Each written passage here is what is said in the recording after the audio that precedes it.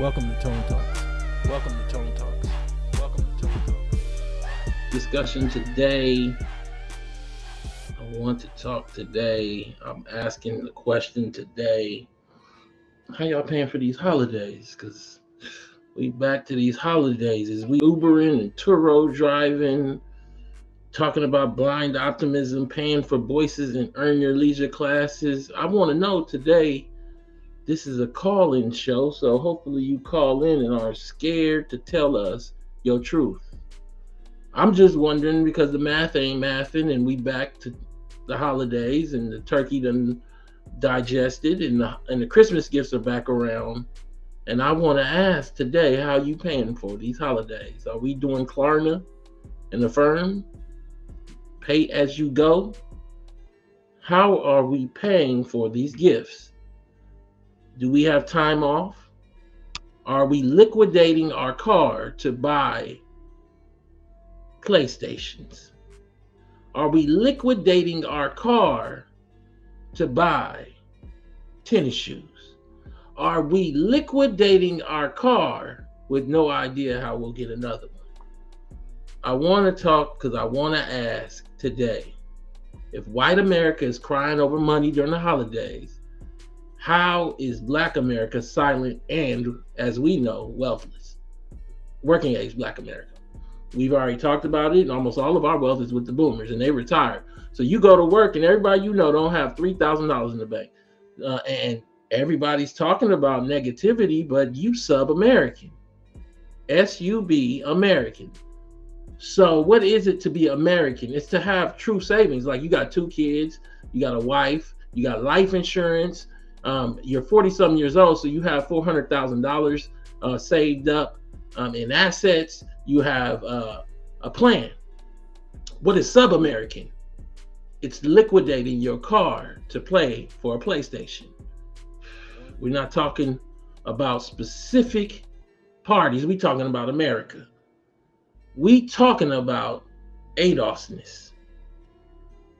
We're talking about a world where T. Davis, we might not be able to afford anything. I'll get into the specifics in a second. So, as easy as we can talk about what you can afford, what if you can't afford anything? Do we just love each other? A lot of people are saying love is not enough. I want to talk and ask because I've been seeing on Twitter, white folks across the world, Canada, Australia, but in America as well, crying about wealth, but I don't see Black folks here and there, but not enough.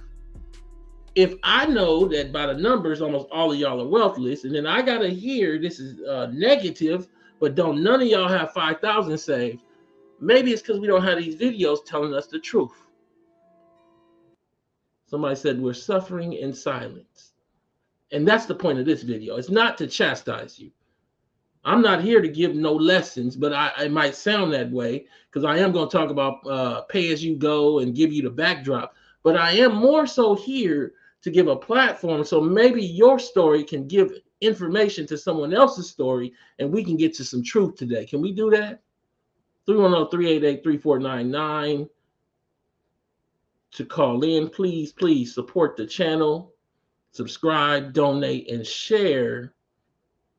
Because I'm not here to sell you no $1,000 a year class like Earn Your Leisure or know how to be a millionaire like Boyce Watkins. I am here to ask the questions.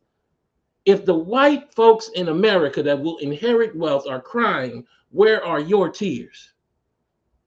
Or maybe you ain't got none because you cried them away a long time ago. I got people all across this country, Black folks living in an imaginary world where we flex like we're not going on the verge of despair. This is 100% facts. You can support the channel. Well, we're going to get right into the discussion, and you call when you feel ready, because I know there's a lot of you guys that are going through your own issues and your own struggle with this show. Queue is filling up. I'm going to come to callers in a second. And what I want to talk about, what I want to give a framework is these videos that we're seeing on Twitter, particularly Instagram, TikTok as well. Cost of America is on people's heads, but pretty much outside of myself, JT Pocket Watcher, and Breaking Brown, everyone else on YouTube, on Black YouTube, are selling oddball wealth classes. Pennsylvania critical care nurse's video goes viral on TikTok for calling out how hardworking Americans are living paycheck to paycheck. Growing up, we were told, go to college, get a degree, work to support your family. Here we are. We did that. Now what? I'm not into politics. Oh, that's a goddamn luxury, ain't it? So we going to talk about the consequence of politics, but we not into politics. If the white folks that are shopping that will inherit wealth are talking about economic trauma, where are the black voices? But I also framed it on inequality.org, and I'm going to come right back to that. But understand what I'm saying. I'm saying we don't know her particular story, but generally speaking, we know that they're going to inherit wealth, hundreds of thousands of dollars likely, especially if they're professionals. But they understand the struggle, but you who are liquidating your car do not. And maybe you're saying, I can't afford to cry. God damn it. Crying costs money. So the great wealth transfer from baby boomers to millennials will impact the job market and the economy. And they talking about the wealth from the boomers, and we see white people now have 100 and something trillion, and they only had 24 and 89 and 2 and 1980, all the whites together. Now they're at 100 and something, and this little uptick is all boomer wealth. It's going to die with them too because of the medical. But the person inheriting knows that the inheritance ain't enough, and they know to cry out with the shopping bags, but you instead do not. I'm going to come to this video in a second. I want to take the first caller of the night just to get this going. Caller, what's your name? Where are you calling from? My name is Sandra. I'm calling from New Jersey. Give me your take on this subject, because well, actually, let me share this with you, Sandra, because I'm gonna show everybody after Sandra the actual video of several women. I look for other people, but it's dominated by women. White women are telling their truths, and I respect and commend them for that. I'm just wondering, where are the black truths in mass? But before I do that and share that video, listen to this. I did this back in 2016. And I just bring it back to frame what we don't understand about wealth. Ain't no class going to help you. Get the out of here, earn your leisure. Excuse my language, Sandra. What I will tell you is this. I did this on inequality.org. I was not getting paid. I was doing this to inform you to get ready for 2023. So if you didn't read this in 2016 and you feel it's negative in 2023, you messed up and up for your family. I'm sorry you didn't prepare them to be ready for the consequences and the realities of this moment. They told us it was coming. Black wealth in America hardly exists. A recent study by the Institute for Policy Studies and the Corporation for Economic Development, and again, this think tank is a Democratic left-wing think tank that New York Times left out of their New York Times article when talking about ADOS. So they talked about Yvette and Pfeiffer, but they never talked about me writing for the left wing because they don't want you to know that this is really a progressive movement, a far left progressive movement. But again, I wrote this in 2016 for free for this think tank, inequality.org, for the IPS think tank. For nonetheless, a recent study by the Institute for Policy Studies and the Corporation for Economic Development notes that it would take 228 years for the average black family to amass the same level of wealth the average white family holds today. This gap will never close if America stays on this current economic path. According to the Institute on Assets and Social Policy, for each dollar of increase in average income that African-American households saw between 1984 and 2009, just 69 cents in additional wealth was generated, compared with the same dollar in increased income, creating an additional $5.19 in wealth for a similarly situated white household. In fact, if you deduct the family car and other depreciating assets from the net worth, half of all Black American households have less than $1,700 in wealth. The net worth of the median white family remains near $100,000. So they got 83 million homes, 43 million above the 100,000. We have about 20 million homes, 10 million worth less than 1,700. And we don't understand that's because they grew this wealth way before many of us were able to decide to have a bank account. Go ahead, give me your take on it. Okay. First, I want to say, give a shout out to you and Yvette for all you do. And my take on this is that I had a back and forth with a former coworker about this. And he's a 44-year-old. And are in denial about our condition. I told them we're falling off a cliff. I gave him data that I've gotten from you. I tried to explain to him that your whole mindset, we have all these financial gurus coming at us and really just taking over the political stage. There's nobody coherent but you and it's explaining this situation. We have a whole group of people who, and it's funny. I'm sorry if I sound a little scattered. Go ahead. But it's interesting that all these black people on social media who are discussing get rich quick schemes when Adolf just did it a foothold in terms of trying to have political discussion and explain how wealthless we are. I find that that's not a random coincidence. And it's so many of us think, we act like we've already gotten reparations. It's kind of crazy. I tried to explain to this individual, I said, 10% of people own 74% of stock. What do you think? How do you think you're going to get rich investing in stock? I mean, I've talked to so many people, and this is where we are. Can I read? Let me read something to you. I was going to do it after the video, but you bringing it. Brookings did a whole study back in 2018.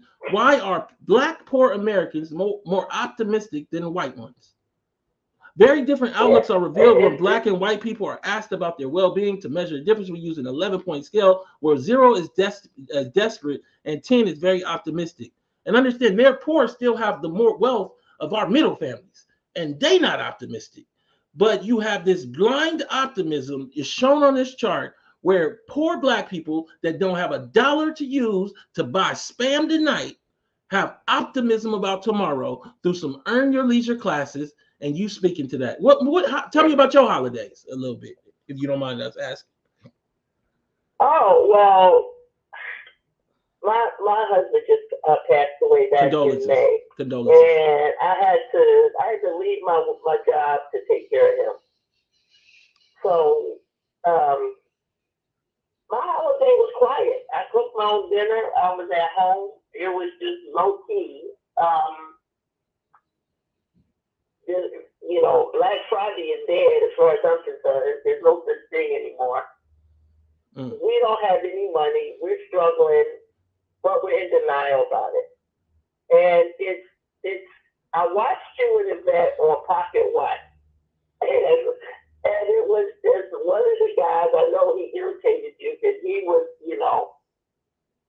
in denial also, and I was looking at that and I was saying, my goodness, I don't know, Yvette says this. How do you tell people they're wealthless? When you give them the data and they just immerse themselves in denial. I agree. I mean, I've been preaching the gospel of Adolf since 2016 for anybody who will listen. Can I ask you? Can I ask you a favor?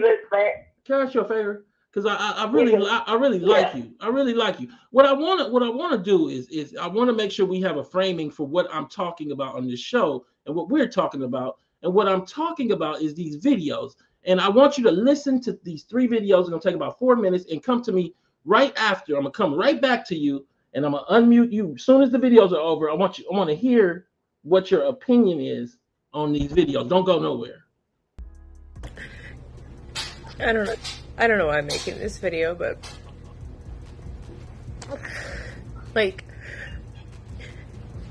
I feel like my husband and I are doing everything right. We both have good jobs. I'm a nurse. I'm a registered nurse. I work full-time. He works full-time. We just got paid this past Friday, right? We paid the mortgage. Bought some groceries. Put some gas in the car. And guys, it is Tuesday. And we have like $200 or $300 to last us until next Friday. We don't live in a big house. We We live in a little ranch. It's 1,100 square feet, 3 bedrooms, 1 bath, us and our 2 kids. And like, I don't know what to do. Like, I'm in school full time. I work full time. He works more than full time. He works overtime every week. I don't know what to do. I'm so stressed out. This isn't how it's supposed to be. Growing up, we were told, go to college, get a degree, work to support your family. Here we are. Did that. Now what? Now what? Guys, I don't know how the average American is making it right now, because from the looks of it, things are just going to hell. For example, if you want to rent an apartment, the landlord wants proof of income 3 times the rent. And out here in northern New Jersey, that means a 1 bedroom, you got to be making 30 to 50% more than the national average. The groceries have gone up like crazy. It's like, it seems like it keeps creeping up ever so slightly, but after 3-4 months, you feel like it's you feel the increase. Because last year, I would be shopping for myself alone twice a week, and it would run me about $80 each trip. Now it's costing me like $125 to $140 per trip. And when I include going out maybe once or twice a week to eat, my total for food is coming out to be crazy. It's over $1,000. And I know it wasn't like that growing up. It's gotten out of hand. But people are walking around like nothing's wrong, everything is fine, everything is dandy. But it won't be long before people are going to have to decide whether to pay the rent, pay the mortgage, or feed their families. And of course, people are going to choose to feed their families. And so, who knows what's going to happen. But I was at the mall the other day, and it was pretty packed. But there wasn't really that many people holding bags. It was just people hanging around window shopping, which doesn't mean squat. It just means people want to get out of the houses and hang around, maybe eat at the food court. And that the food court was popping, of course. But we're going to have to wait and see. I foresee a lot more shoplifting, a lot of stores going out of business because of that. And there's going to be a lot of break-ins, a lot of cars being stolen, a lot of parts being stolen, wheels, catalytic converters, which is already happening, but it's going to more and more people are going to want to do it because they have no other way. More and more people are going to turn to scamming and stealing and all that stuff. If you are not struggling financially right now, then you need to consider yourself completely blessed. Don't even consider yourself. You are completely blessed. Every time I check my local mom group on Facebook, I see requests or people asking where they can get some financial assistance to pay utilities or assistance with rent. And it's concerning because these people are working full-time jobs and they just can't make things work right now. For example, this morning, a woman posted she's an RN working 2 jobs and still is struggling. I know we're all complaining about how expensive things are. For me, personally, my car insurance doubled in August. I was paying around $140 a month, and now I'm paying $280 for 2 vehicles, and I'm 1 driver. And I have never had a claim. There was no reason for the increase other than they just increased me. On top of that, Florida Power and Light rules the entire state of Florida now. They bought out Gulf Power, and since then, all I ever hear about from people is how astronomical their utility bills are. We're all struggling each day. The cost of living has quadrupled. Just to get groceries has now costed me a second mortgage. Let's be serious. I have 8 people to feed in my house. It's literally between $1,200 to $1,400 a month just to have groceries in my house. So now my credit, that's been great, pretty much my entire life, because I've always believed if you can't buy it, don't have it. So I've never had credit cards till recently. Last couple of years I've had to get credit cards just to get by certain things, school clothes or certain Christmas, let's talk about that, extra added expenses when I'm already struggling. My mortgage gets paid every month, but it's not at the first of the month, it's definitely at the end of the month. I mean, my bills are getting paid, but I'm falling behind every single day because I have to pick and choose which bills to go behind on so I have groceries in my house. So let me come right back to the caller. So caller, you got to listen to all of that. And what I'm asking you is, and I'm not here to berate these women based on race or anything else, but contextualizing white Americans that receive inheritance. And I don't know their three stories, but they largely often will receive inheritance, sometimes have it. They know the wine. Black people don't. What are your takeaways from those videos? Well, I think it goes back to what you characterize as a decadent veil. I think that's playing heavily into this. And I think that, by the way, most nurses that I've ever worked with work 2 jobs, including myself. Okay. And that was before this. So it's even worse now. And why Black America is immersed in denial, I'm clueless. Other than we focus on entertainment, we focus on the get-rich-quick schemes and scams, and they're just unfolding. Just it seems like, like a Rolodex or something. Like you just peeling back every time you look. There's somebody coming, trying to sell stock, trying to sell a class to teach you how to buy stock. I mean, this is just, it's so frustrating and disheartening that we're being clearly wiped out of, economically, we're being just wiped off the map in this country, and we don't realize it. And our only foot forward is just political organization, and we have no clue. It's like that's the last thing we seem like we want to do, other than aid up. Whew. Caller, let me take it to a few more callers. I appreciate you calling in. Listen to this stat from my prior piece that I did. The National Association of Real Estate Brokers 2016 report, State of Housing in Black America, put the current homeownership rate for Blacks at a 20-year low of 41.7%, a lower homeownership rate than during the Great Depression.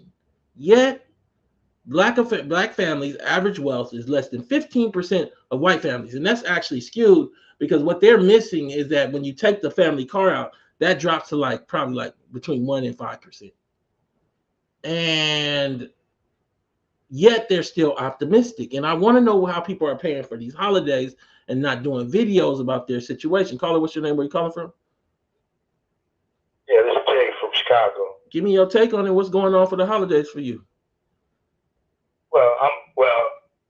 I converted to Islam as a teenager and never looked back, so that's helped me a lot in this time. Okay. But, and I've had to fight people about that. You're like, no, you still give me a present, but whatever. But anyway, a part of me thinks, okay, a lot of this is cultural because I remember even being because I'm 50, I'm about 50 plus, so okay. I remember being maybe over 10. So this is early 80s, late 70s. And I remember kids playing their version of the dozens and everything. Sometimes talking about the discussion would go to how much more their shoes costed than the other kids' shoes. And even at that early age, I was able to discern, aren't you supposed to be bragging about how much you saved? Why are you bragging about how much? And y'all don't seem even richer than me. Y'all seem kind of poor. And then I've noticed that I grew up, I kept running into this attitude. I didn't understand it at all. I mean, it was just this we're not poor. We're even, I go to people's houses and see how poor these people were, but everything was a bragging about what they had. They still had there was this mystery items that they had that we never got to see, and it was all this, so I mean, I think a lot of this is cultural, and then the cultural part got into hip hop. Come on. And just blew up, exploded, you know. And I remember with LL, you know, in the early 80s, and Kumo D, when he was going through his thing with Kumo D said something real interesting on Arsenio Hall show. He said, one of the things I don't like about LL is that he got a song where he says, I'm only 18 and making more to get pop. And that's a dangerous line. Because eventually that's going to tell kids to look down on blue-collar work or look down on what your pops does or whatever. So I think maybe a lot of that idea blew up since then, just compounded, just cumulative, you know, stuff, and just added to the culture. Then the bad boy Puffy brought in the champagne and the European designers, and you know, but all the while, all these people do not have what they claim to have. Now, let me ask you a second. Let me focus. Let me focus you. Let me focus you. Caller. I want to focus you in and ask you a question because I got a full queue. If white America is crying on these videos, where are the Black American tears? Are they too ashamed? Do they not understand poverty? Do they not understand they're sub-American? Meaning if you right now have a family where you got 2 kids and you got a wife and you don't have $10,000, you are sub-American. If you don't have $50,000, you're largely sub-American. If you don't have $100,000, you have not paid for that family. What is going on where we don't see these videos from Black folk in mass? I think it's multiple things. Because you got multiple attitudes towards it. You know, you got some, like the people that's straight up in the hood that's on the super bottom, you're going to see it's like a given to them. Like, you should already know. I shouldn't have to go on video talking about stuff. You should just know. When you look at me, you should just know. You know, my whole facade just exudes that. But to some people, because I've talked to some people, like when you and Yvette and I was, you know, trying to push these videos and stuff, some people get mad. It was like anger. Like, I know, you know, like I already know it's effed up. Like, what they gonna tell me? And it was this anger. Like, they don't even want, like, okay, we know. I know. So why you tell? And I didn't get it. You know, I guess some people feel it should just be a given and they don't need to. And then, like you said, some of it is shame from the culture because we, you know, I don't know. Look, caller, I want you to stay tuned and listen to me. I'm going to read something. Thanks so much for calling in. I noticed you said you're from Gen X and you're about 50. What's interesting is this. I saw this. It was shared to me by a good friend that's a lawyer. And I wanted to share it with you because I think some of you guys that aren't boomers but are Gen Xers still don't get it. Not saying he didn't get it, but generally you don't understand. Gen Xers take on broke millennials and why they put up with this. As a Gen Xer in my early 50s who works with highly educated and broke millennials, I just feel bad for them. Where is your ability to feel bad for them? Oh, it's stuck in some old ass logic from your grandmama who got lucky with timing? For real. The 70s was lucky with timing. I don't know if y'all understand. Not saying people didn't struggle, but like if you get a job, you can buy a house and your wife can stay at home. And I'm saying, how do they know, meaning white folk, and you don't? How do you not understand America and you live here? As a Gen Xer in my early 50s who works with highly educated and broke millennials, I just feel bad for them. Let me list out the 5 reasons that he feels bad. Debt slaves. These millennials were told to go to school and get a good job and their lives will be better. What happened? Millennials became debt slaves with no help of ever paying off their debt. But that's far too simple. The boomers did a political deal to cut their property taxes, to cut their own taxes that led to a lack of funding of state schools that allowed their grandchildren to have the same lives as their parents. That's just what happened in the 80s. That's why the state schools went from nearly nothing all the way to damn near the same price as private schools. A side deal was cut. It wasn't just like anonymously, these schools went up. Millennials became debt slaves with no hope of ever paying off their debt. On a mental level, they are so anxious because their backs are against a wall every day. They have no choice but to tread water in life every day. What a terrible way to live. Number 2, our youth was so much better. This is a 50-something-year-old. I never worried about money until I got married at 30 years old. Understand what that's like. So you got babies that you pushing out of the house because you don't want to pay for bananas no more. You pushing out of the house because you need them to make income to pay for the house, to pay for the other children that you had. They 19 years old. This is not a world anymore where 19-year-olds are adults. I'm sorry. You shouldn't have had them 19 years ago. Time to be a grown-up. And I say this because you want them to go Uber to help pay for the fact that you didn't plan for their transition into America, sub-American. Can we talk today? Can I break it down?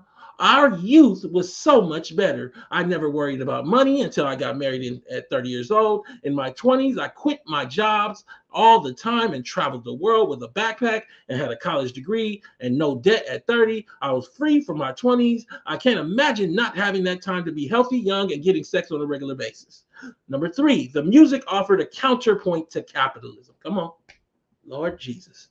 Alternative rock said things weren't about money and getting ahead. It dealt with your feelings of isolation, sadness, frustration without offering some product to temporarily relieve your pain. That damn alcohol y'all told me didn't matter. That's a rock, the Armand Block from Jay-Z and Diddy. I saw an image and they showed everybody, Dwayne Wade, LeBron James, everybody got a damn alcohol. But it ain't just the alcohol. Hold on. It's the entire system of their opulence. It is the rise of what this man just referred to, the decadent veil of decadence in hip hop, degenerate decadence. Low-educated buffoons that walk around with European wares and alcohol that them Europeans will throw you away. I told y'all they would get rid of Diddy and Kanye before it even happened. Talking about alternative rock. It dealt with your feelings of isolation, sadness, and frustration without offering some product to temporarily relieve your pain. It offered empathy instead of consumer products. That's not what happened to hip hop. We got Ludacris. He still got cornrows in. Housing was so cheap. Apartments were so cheap. Come on, Aaron sees it. I want y'all to hear this because a lot of y'all about 52, 53, and y'all talking a lot. But y'all not connecting this information and being honest about your 20s. Housing was so cheap. Apartments were so cheap. I'm talking $300 a month cheap. My mama paid that. I know that because my mama paid that. Then we bought cheap houses, and now we are millionaires or close. Millennials cannot even afford a cheap apartment. Number 5, our politicians aren't listening to millennials. Hold on. So Bill Clinton is around the same age as Biden, and he was president in his 40s, in the 90s. I wonder what would have happened if an 80-year-old, I wonder what would have happened. Oh, they lost to Bill Clinton. Because we wasn't hearing that. It's our turn, is what they were saying. Well, what will you as a Black American do when you come of age and your children ask you, where's the money, but you weren't the one that had the money, it was your mama. And you let her spend it on vacation. That's her money. Our politicians are listening to millennials and offer no solution. Why you all do not band together and elect some politicians from your generation who can help, I'll never know. Instead, a lot of media seems to try and distract you with things to be outraged about, like Bud Light and litter boxes in school bathrooms and Gaza. And Gaza. How many Black folks in America with a cousin in jail in Parchment is gonna holler about Gaza instead of their cousin? Good Lord, we talking today. We out here stomping around about some shit that ain't got nothing to do with us. Can we talk? I don't want to hear no globalism today. Don't call into my show with globalism. You might get hung up on. I'm talking about that Adolf's poverty and asking you a question today. If white America is crying over money, come on. If they're crying over money during these holidays, how is Black America silent and wealthless? Can I talk about it? Caller, what's your name? Where you calling from?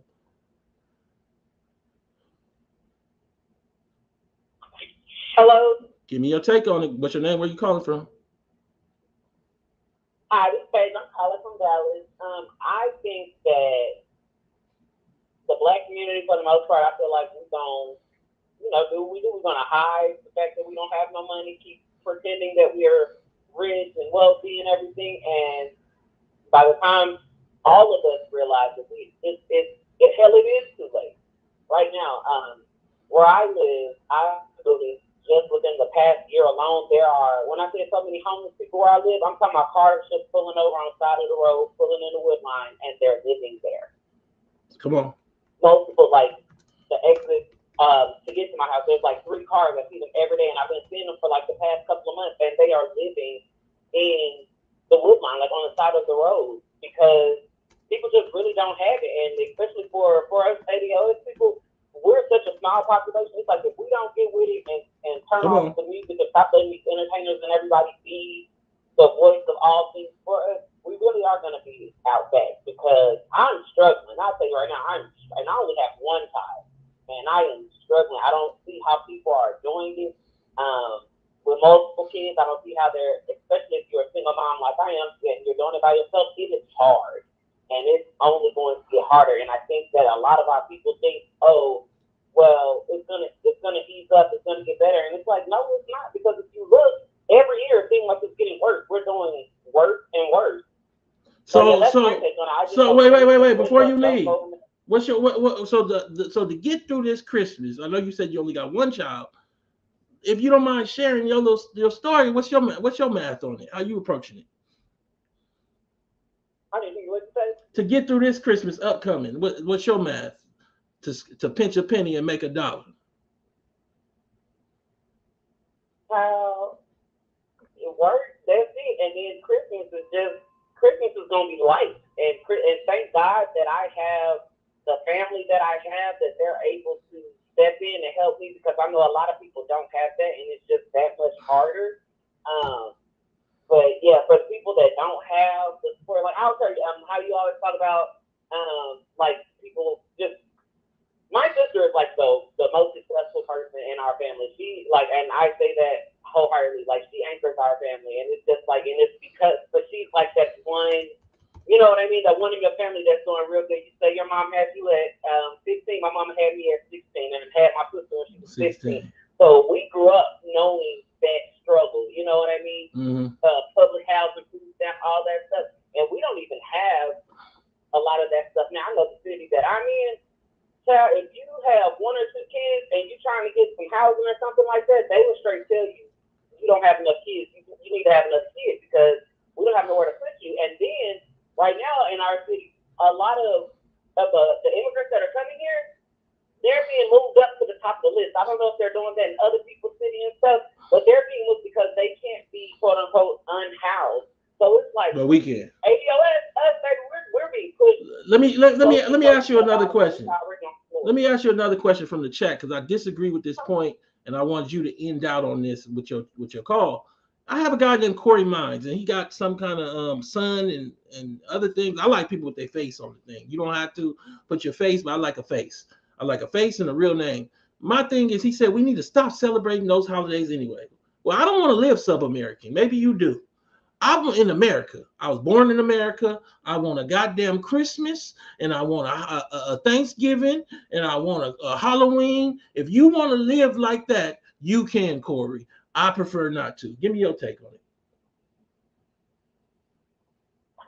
I don't think that's dumb, because even if you're not spending money on Christmas or whatever, and you don't celebrate these quote unquote white man holidays, don't you have to, if you celebrate Kwanzaa, don't you got to buy like 8 gifts or whatever the thing may be? There's always something. And it seems like a lot of times to me, our people, we just be so lost. Like, you giving a straight game and somebody will be like, you need to stop celebrating holidays. What does that have to do with our overall? And also, that's that whole thing that if you know, Boyce was saying that you stop buying Starbucks coffees, and they got a whole article where they show none of that shit change your wealth condition. In this day and age, you're still listening to Boyce and believing and following Boyce. You really have to lead them where they at, and I understand that, like, because they are stuck on. He got people following a pipe dream, trying to make sure that he has money so that he can go on trips and do what he want to do. Meanwhile, those same people don't got a pot to piss in. Probably didn't, you know, probably ain't had a good meal in a while or whatever. Probably their car probably on the last list, but they're believing in that whatever that luxury crap thing was that they had.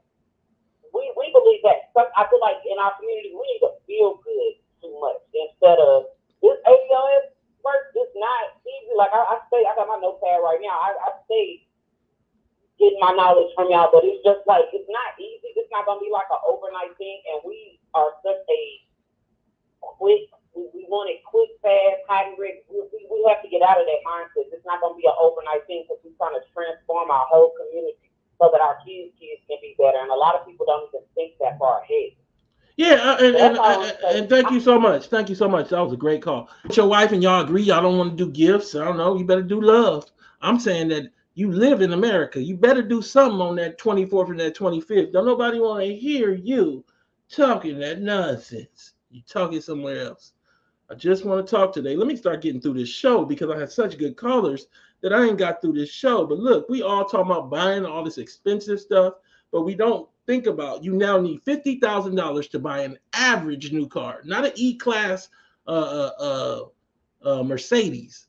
An average new car is $50,000. One of them SUVs you want, I need you to see it. This goes back to the college example that I said earlier, the rising cost of college in the U.S. The cost of obtaining a college education in the U.S. have ballooned relative to overall inflation. Average college tuition and fees have increased by 1,200% since 1980, while inflation is up 236%. Nothing salacious here. It's all basically teaching. So when I bring you here, most of the people also from my channel are going to watch the whole show, not a piece of the show. And they're not coming here to see a fight. They're not coming here to see no gossip about some nonsense. We are here to have an educated conversation. So we're here with 1,000 black folks with no ads, no gimmicks. This is dangerous for the greater system, having you guys get informed in this way. And when I'm looking at this discussion, we also have to be clear that this rising cost of college happened due to politics. So when you get somebody who says this above, don't let them out. Meaning, it's great that and commendable that she said this, but what she says at the end is the reason in part that she's struggling. I'm not into politics. Well, you don't get to not be into politics because the reason that this tuition has gone up the way it has is politics. It is a total divestment by the state in terms of state schools and how that has driven the cost of affordable college out in insane ways. I need everybody to connect the dots, but we come back to these callers because that's what this show is. Caller, what's your name? Where you calling from? I'm asking today, how you paying for these holidays? Hey, this is Ray calling from Ohio. Give me the take. How you paying for these holidays? Well, I just wanted to start where you left off with college. I got a son who's 13 currently, and I'm in-state tuition for him for 4 years. It's $300,000. Well, I ain't got that, and that's 8 years down the road. So, I mean, thinking about the holidays, I can't think about college, And it goes back to what you were saying earlier. We don't understand what the cost is to be in America. Even like having a home. Nope. You can have a home, but what's going to happen when you need repairs on your home or your HVAC goes out? If you don't have that, let's go. Let's add in. Let's add in. I know we're delayed, so sometimes I want to jump in there. A lot of what has happened is that, and somebody asked, what should I do as a Gen Z right now? You should join ADOS.com. Join ADOS, the foundation. Yep. And they can help with this guidance on how we can get political, because they only want to give us the information, the data on how bad ADOS. I think this is a collapsed group, but them homes. So we've been living in LA in a world that Atlanta just got to. What is that world? Where we don't have no home that's the same price as rent.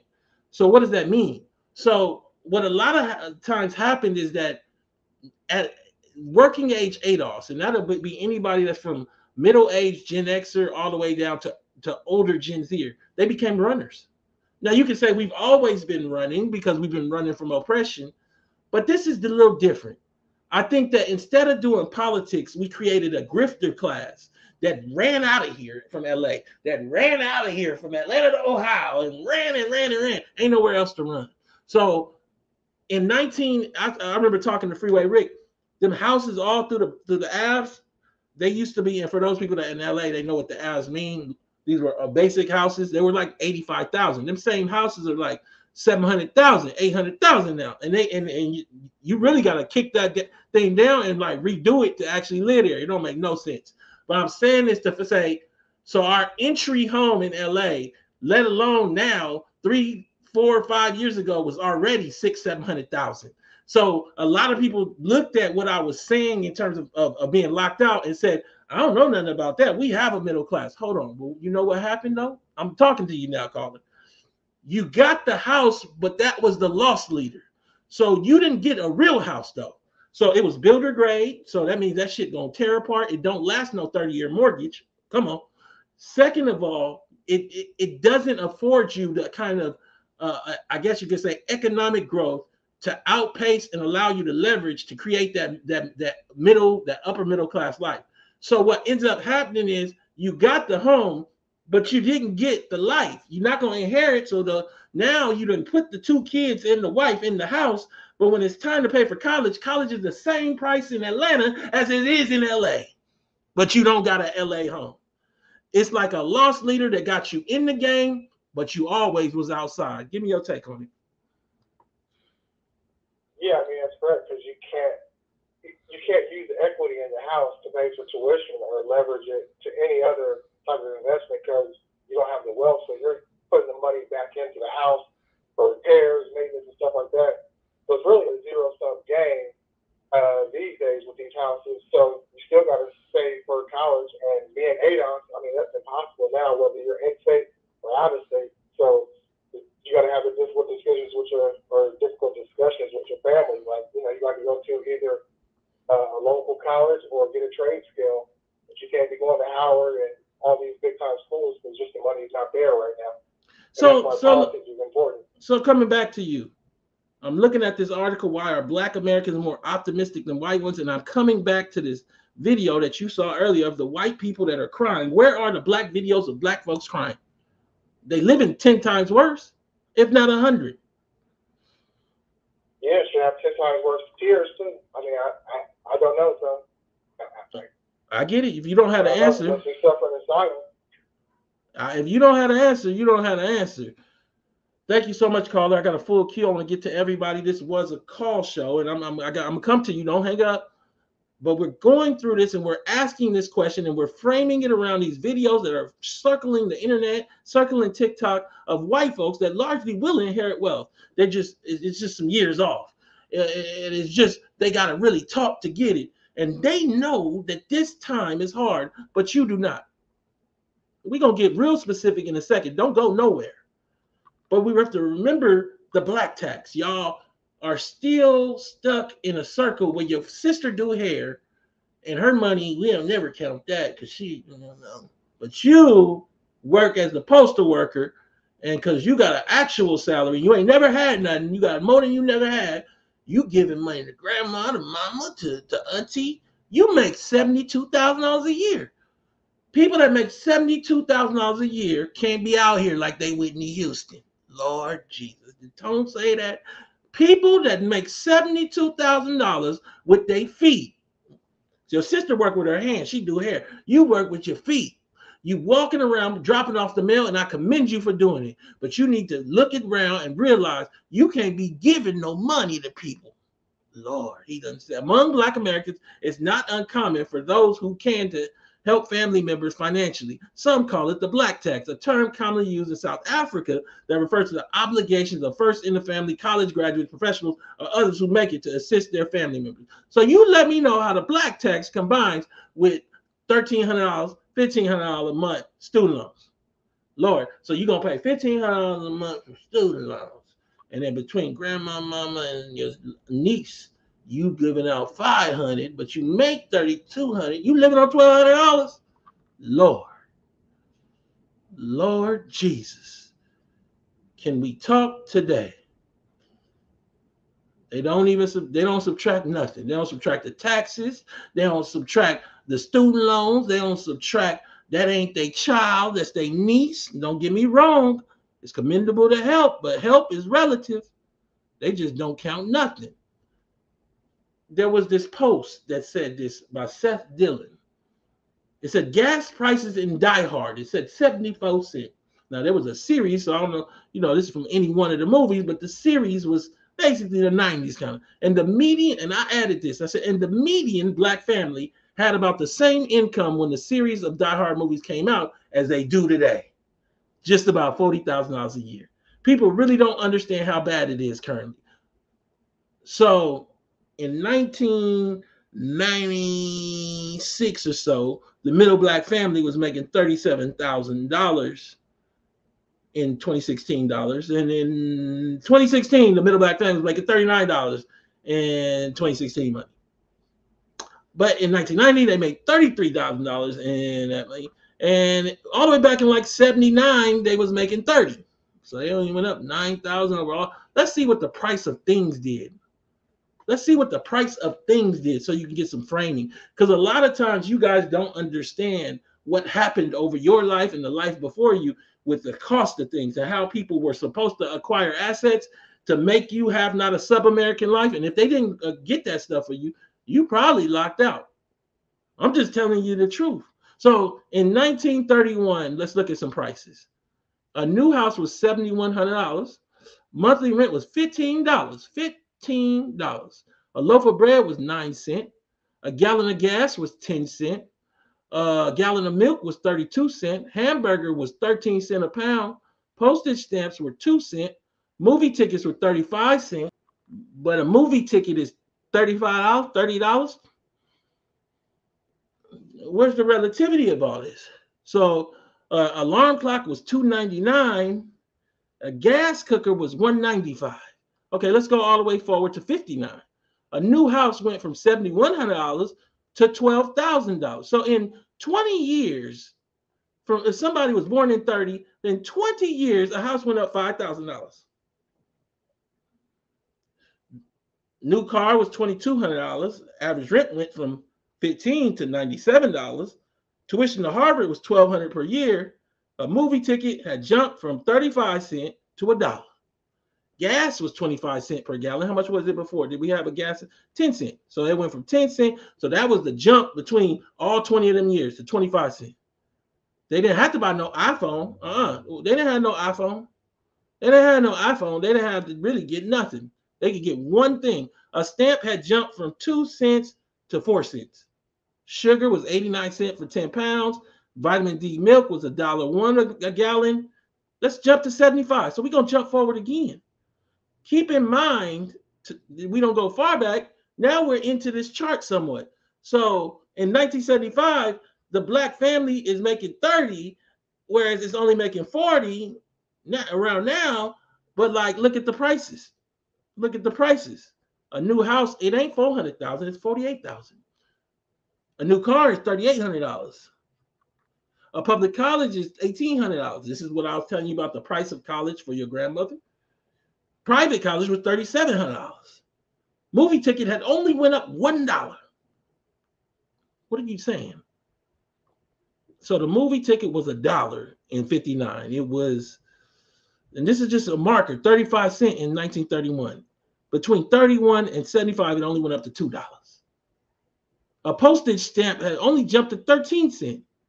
Sugar went from 89 cents for 10 pounds to 65 cents for 5 pounds. Eggs was 84 cents a dozen. Bread was 28 cents a pound.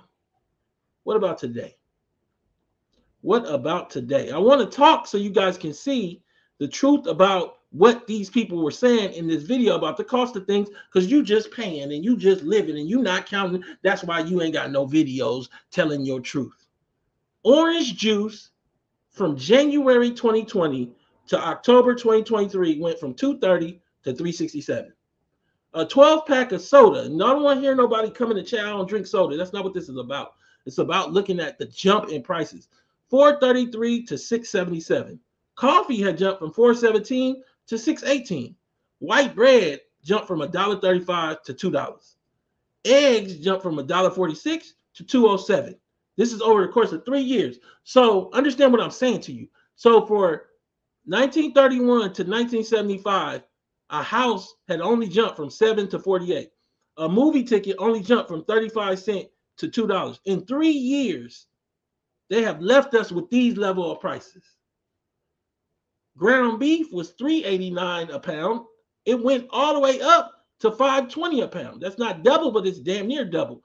In the course of damn near 40 years, Ground beef barely went up. They barely went up in these 20 years. I think we had ground beef in one of these. Hold on. Didn't we have a ground beef? Yeah, 58 cents a pound. 58 cents a pound. Romaine lettuce up to 272. Milk 325 to 393. Butter from 386 to 455. Tomatoes actually is the only thing that went down. I want to talk today because I don't think y'all understand. Buy now, pay later spending soars 20% compared to last year on Black Friday. It also expected to jump 19% on Cyber Monday to a record 782 million, as excess savings in the U.S. have gone from 2 trillion to zero. Americans are relying on debt more than ever. So if Americans are relying on debt, that's excess savings. What are ADOS relying on? In other words, so when we look at this thing, we have to be honest and look at something like what Lisa Amberwitz says here. Since 2020, U.S. groceries are up 25%. Used cars climbed 35%, and rents roughly 20% in 2020. A survey showed a four-person household spent an average of $238 in a week on food at home. A similar survey in 2023 showed that figure had jumped 32%. You see all of these things just up: 23% burgers, 32% chicken dishes, 14% noodles. And I'm saying all this to ask the question, if the prices of things have increased this way, why aren't we complaining? And to ask us, are we going to push forward? Are we going to do some politics? Are we going to join ADOS or ADOS.com, ADOS Foundation? What are we going to do? Because are we going to make at least some videos and get honest so that everybody knows our story about our struggles this holidays? This is Tone Talks. Please go to tonetalks.net, subscribe, donate, and share.